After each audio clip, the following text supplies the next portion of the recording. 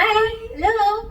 We're back with our series on love for the month of February, and now we're going to talk about friendships. Love in terms of friendships. We covered romantic love, self-love. yeah, and self-love. So now we're going to talk about friendships, and friendships begin at a very, very young, tender age, where we start going Right out. from the time you meet someone else, you form a friendship kind of relationship, and that group hopefully grows into friendship itself. That's true. That's true. And I was thinking about this in line when we're talking about topics and what we want to discuss about it. I thought to myself that when I look back, I don't really have a childhood friend that I'm close with today, but you do. And I was very intrigued to know, how did you do that? How could you keep a friendship sustained for so long with someone you met in, say, your Primary kindergarten one, days? mine was. I do have friends from kindergarten Uh-huh. who went to primary school with me, and some of them were from kindergarten. Then we found out we were secondary school mates. There was one girl okay. in my Tamil class. Right. We were in the same kindergarten. We didn't know until I was looking through some old photo album, and I found a photo of her. We went to some event at the CC, the community club, and there's a photo of her. I was like, hey, this is you! And we were like, we were in the same kindergarten, but we didn't know. Yeah. So how do you maintain such long-term friendships? I mean, you start at a very young age, and I love friendship at that age. You know, being a teacher, I look at them I think and I feel it feels a lot more meaningful than genuine. because Yes, you can yes. be totally at ease with that Correct, person. correct, and you can be yourself. You can say what you feel, And they know your family. right, it's so beautiful. But then as we grow older, there's a lot of pretentiousness that comes in, our own identity that we find. You know, who do you want to mix with? Who do you want to be associated And then you with? kind of like, you want them to look at you a particular way. Like, Right. I want you to take me in as this kind of person. Right, Yes, right. correct. You don't have that when you're young. No. So when I go back to my oldest friendships per se, they're pretty much like 20, 25 years old. Okay. When I was in like secondary school and I'm working around that time. But it was just very exciting for me to ask you, how did you handle this? I mean, I'm sure in primary school there must have been some kind of like negative feelings where you say, no, I'm going to secondary school, I'm not going to look Oh, back. I did. I had those, I was like, I'm going to secondary school, I'm not going to come back and look at you guys again. It's like, I want a fresh start. So that was pretty much my take on it. But how did you do it? Mine, even my primary school friend, like I had a friend who she lived in the block across from me. We went to neighborhood school, so most of us lived in the same estate. Neighborhood, We were all within a few blocks from each other. Right. So that one helped. And another thing was that my mom was friends with. Yeah, we were like family friends with Yes. every friend that she had. So my Yeah. mom was friends with them. Therefore, they came over very often. Right. In fact, they came over. So it's like family, isn't it? I mean, they became like family. And I looked at her mom as my own mom, and Right. we go over each other's houses. We have meals at each other's houses, and she lived across the road from the school. I was the block behind her, so we went to each other's house after school very often. So I think it helped us build that relationship. Although we fought a lot. Right. We fought all the time. I got along better with her elder brother actually. Right. Mm. Right. He's like 1 year older than Yes, her. and he also went to the same school. So Right. we got along. I mean, we were okay mainly because we were family friends. But then, yes, like you said, when I went to secondary school, I said, hey, enough. I'll find new friends. And you guys were still connected. Not really. I mean, we bumped into each other because we lived in the same neighborhood. But we tried to keep a distance. I would say until The distance being you wanted the distance, or she wanted the distance? I don't know about her. But for me, initially, I felt I wanted new friends. Like, I just didn't want friends who knew everything about my family. You wanted that mystery. Yeah, I wanted someone to actually get to know me because I was a very different person at home. Right. And this friend knew me as that person. Correct. That quiet, timid person. And I didn't want my new friends to look at me that way. Right. So I tried to find new friends, which I did. And they are still my very good friends. We still meet and we talk almost every day. But this particular friend, eventually, towards I'd say O levels, maybe when I was about 16, maybe 4 years after we grew apart, we started talking again. And we tried to meet up, and then when we started working after schooling, that's when we reconnected. So there was like an absence in between, Yes, and then you guys I reconnected. think we both found each other. Like, we found our own self. I found the real me in some sense, who is not controlled by my home environment. Right. And I think she too, who had some issues, eventually found herself. And when we were both better grounded, we reconnected, and we would meet all the time after that when we started working. That's good. Yeah, That's yeah. good. I mean, I have friends from secondary school too who I'm still in touch with, and we talk all the time. So I think neighborhood schools play a role because Closer to home. you're closer to home. Yeah, I can't say for myself because I came from I wouldn't say a neighborhood school, but it was pretty much of a, I want to use the best word, I don't know, but I want to say semi-elite, but I should just yeah, it's like I can't think of the word, but I felt very conscious about myself when I was in school. I was in primary school, and I came from a HDB flat, and a lot of my friends were living in estates and condos in landed property, and they had things I had only dreamed of. So many times when I was in school, it was like always trying to play catch up, and I wanted to be myself. I didn't want to pretend to be someone I was not. I mean, even at that age, it was just not me. So I guess I just had principles at that age, like that. I'm not going to lie that I live. But do you feel like the elite atmosphere, the environment affected you? Emotionally, it did. It taught me that I wasn't good enough. It taught me that I was always, trying to catch up, and I couldn't do anything to catch up. It's like, where was I going to We were kids. get a house that was landed, and where? But one thing I took home is like I never came home and felt lesser. Where my friend has this, but it inspired me. Like my dream of living in a condo all came from that. Like, wow, someday I want to live like that. But I never felt that, my parents were not doing enough for me. It's more like I respected them for where they came from and what they were giving us. And I was very understanding in that area. But coming to school and facing those girls, because it was a girls' school, it just made me feel like, I just have to wait until somebody has an extra toy to, rope me in and say, hey, do you want to play with us? And then I wouldn't call it bullying per se, but I just felt very left out. So when I went to secondary school, having been in this school, you're more fluent, you speak better, you carry yourself better. Right. We're taught by the nuns. So when you enter, Yeah, so I'm the elite one there. You see, so it's like when I went to But did you have secondary school, problem fitting in then when being all elite?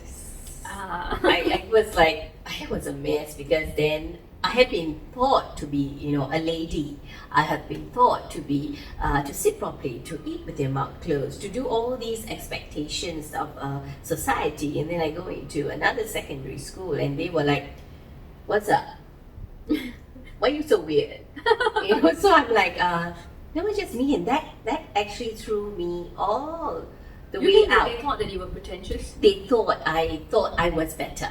You see, but that was really not the thought. It was just like I'm just Being doing the yourself. best that I was, and I was not trying to be pretentious. I just spoke the way I spoke, and I used the words that made sense in my brain, and others were like, why so cheap? I was like, but that's the word that came to my mind. It's not like I'm trying to be funny. It's like that's the word that came to my mind, and I had no idea because I thought that hatchet was buried in secondary school, and I went on to my work life, and in my work life I was having the same problem too. I couldn't fit in. I was like, why? I mean, we were Indians, all right, but not really so Indian enough for them to accept you, I would say, because when I went to school, we had segregations where teachers would eat differently. Not that it wasn't wanted to, but it was the style over there. So the What do you mean? Chinese Oh, okay. teachers would have lunch together. Oh, the that's horrible. Malay teachers would have lunch That's so together. unlike Singaporean. I know, but that was like way back then. And then I was like, oh dear, so where do I sit? And so when I went to sit with the, other Indian teachers, they were not having me there. I'm like, why? Like, I don't speak that fluently, but so later on, a couple of years down the road, and some of them you actually know, later on, one of my besties, she told right. me, she said, do you know why nobody likes you? I was like, no. Because you speak the good English. You speak like us. So it's like, what does speak like us mean? It's like adding some laws and laws and mas and names. Yes, Then it was like, and I think now okay. it's it's changed. Las and laws are like old school. There's like That was then. yeah. So I tried very hard, I tried very hard to like fit in and then kind of tweak it. So now I kind of mastered it. Like if I'm speaking to a more affluent crowd, I speak in my comfort zone.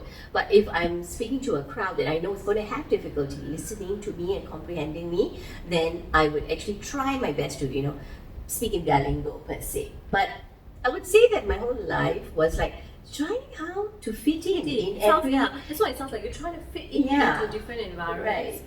Which Right. are you Do comfortable you with? Do you have that problem? No, not really, because I was always quiet. So Nothing to say. I I have a lot of things to say. hardly spoke. So I was always just not expected to talk. So no, I didn't really have a problem. But I find my son does, when my eldest, he's pretty much like me, he speaks very well. And when he went to school, he was always telling me, he's like, Mommy, when I said this, and people were laughing at me because they said those words don't make sense. But he said, it does, doesn't it? So then I had to, teach him that I don't think they're mocking you, it's just that they don't get you, they don't get your You humor. don't understand his They don't get your humor, they don't get what you're trying to say. It's too far-fetched for them, so they rather just mock at you and laugh at you. But I would say that it was a bit difficult for him, but because I had gone through it, I was able to like coach him with it and help him out with that. So that kind of really helped. Well, my son too, when he entered primary school, he had a hard time fitting in. In fact, he still struggles. He's just a little different because he went to a semi-elitist kindergarten. Yes, he speaks So very well. He speaks Yes. well, and I think he has a different way of thinking than most of his peers in his primary school now. And I don't blame him. He doesn't understand why does the majority think and act different from the way he does. So initially, it was a big struggle. Use the word bullying, and he was bullied for a long time. So When you say bully, I mean, what kind of incidences are we talking about? I mean, this is primary school. And yes, right. So I was physically. Oh. Emotionally, they made him feel like, they didn't make him, they told him very clearly, like, hey, you're not invited. You're not part of that's us. mean. That's Because just you mean. speak different or you think different, and he doesn't get their kind of play. He still doesn't understand, why do I have to shove you and push you and make you trip, and how is that funny? So I feel the same thing. How is that funny? Right, But right. people say Different boys. sense of humor. Yeah, so Right. people say boys will be boys, but you see, my son went to a faith-based school, which taught him to respect your peers as much as you respect your elders. You treat everybody respectfully, you speak to them kindly, and that's not how they were taught to play. So I try to explain to him that just because they're doing it doesn't mean they're innately bad. Like It's just their mode of communication. expression. They're trying to Yeah. make friends with you in a really, really rough wrong way. A rough way. And from yeah. my point of view, wrong way. Like, you don't hurt someone to impress them. You don't hurt someone to say, hey, can we be friends? So I understand it's very wrong, but I feel it's very wrong. But I understand that that's how the majority in his school are doing it. So It could be parenting and upbringing too, because currently now I do follow my third one to primary school. He has a shadow, and we're still settling him into mainstream setting. Okay, all right. so you were talking about your son. Yes, so my little one is in mainstream and he has a shadow, and we are like trying to settle him there, and I do follow him to school. So I do take the transportation from the school that we go early in the mornings, like really, really early, and these other kids come on, and some of them are in P1, and I look at the behavior, I'm really appalled. Like, it's 6 in the morning. This boy is like screaming at the top of his lungs, and they're not special needs at all. He's Okay, got energy. yeah, he's like screaming on the top of his, and he's shaking and he's punching, and the driver has to always ask him school bus. to sit down and to behave himself, and all these things are happening, and I'm just thinking to myself, like, why does this boy do this every day? Because he sits next to a very affluent child, also in P1, and that boy speaks really well. So this boy has become the comic relief Oh, that's horrible. It's horrible because they're not bullying him, all right? They're not bullying him, but this child comes in and he tries to make everyone laugh. But what he doesn't realize is they're laughing at At him. so much expense. Yes, they're not laughing with him. They're actually laughing at him. And then it went on to the point where the boy said that, "You're mad, you're crazy," and he laughed it off. And then it escalated to a P3 boy saying, "Oh, you're mad, you're crazy, and so is your mother." Oh! So I'm sitting on the bus, I'm like, keep it cool, you know, let's not do our teaching, let's not do our teaching over here. And then, I just kept quiet. And then the next day he went, it's like, "You're mad, so is your mother, so is your father, so is everyone in your family." And the response that child gave was, "It's okay, I don't care." So they just kept going on, I mean, it's good that he said he don't care. Yeah. Instead of, breaking out, weeping and all. But sometimes I thought maybe if he broke down and wept, these people wouldn't say such a No, thing. not true. I mean, my son cried in primary one. He cried. I mean, I don't know. There are different kind of kids break at different points and have different ways of reaching them. Like for these bullies, I mean, I felt really bad using the word bully initially because I thought I feel it's a very strong label to use on a child, especially at P1, P2. Yeah, but the way it continued for so many years, I really have no other label to say so. But do you think it's the child, the environment? I think the it's family? environment. I feel the environment plays a huge role. It comes from the family background. What have the parents taught the child? What have they demonstrated? And then also the school environment. How is the school actually handling the situation? Right. What are you teaching these children, Right. the ones who are being bullied and the ones who are bullying? What are you teaching them? If you are letting things go, that means you're teaching both parties that, hey, this is all right. There is a winner and there's a loser. That's how life is. Which is, I feel, wrong.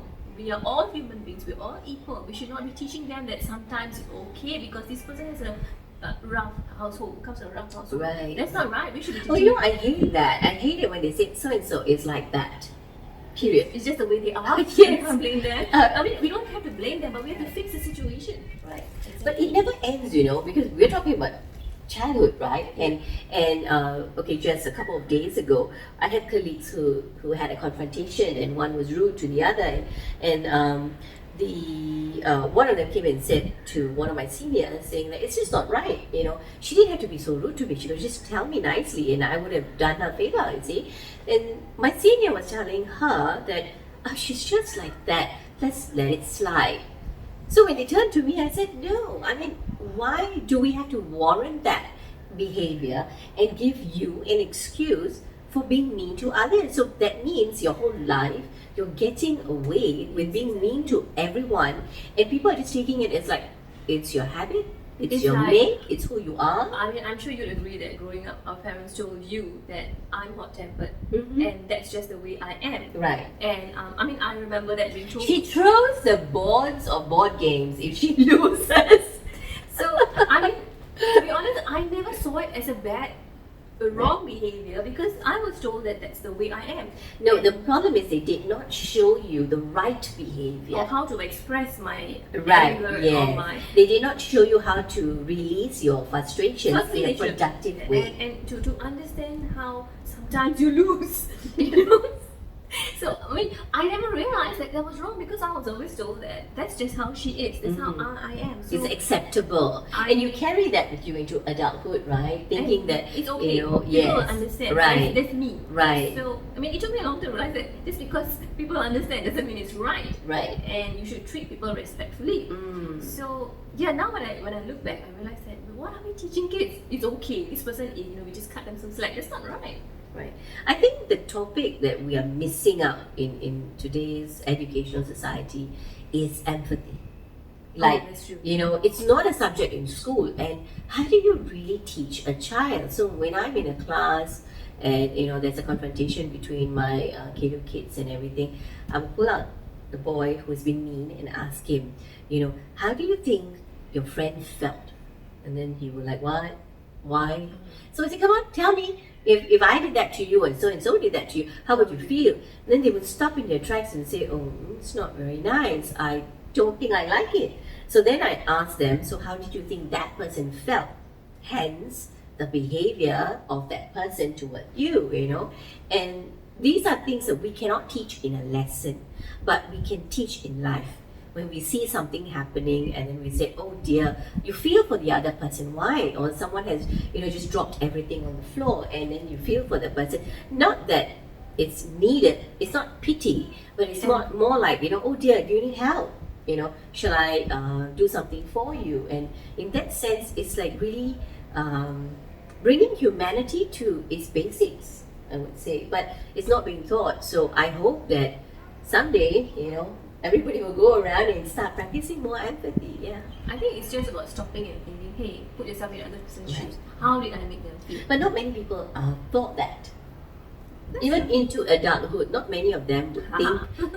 Not many of them would think that. Oh, okay, I would like a simple thing like priority seating. When I see these things, I feel so sad. Like, have you seen the lips? Oh god, the lips. No, it's like priority seatings would mean we are that dumb that we don't know a seat. And you need to put a sticker there. Like, come on, man. You see someone needs a seat, doesn't matter where you're sitting.